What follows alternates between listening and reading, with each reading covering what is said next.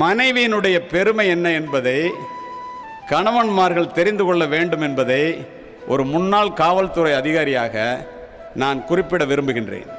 கணவன் மனைவியிடம் தோற்க வேண்டும், மனைவி கணவனிடம் தோற்க வேண்டும். அப்போதுதான் குடும்பம் ஜெயிக்கும். நம்முடைய நோக்கம் குடும்பம் ஜெயிக்க வேண்டும் என்பதை ஒழிய நம்மில் யார் ஜெயிப்பது என்பது அல்ல.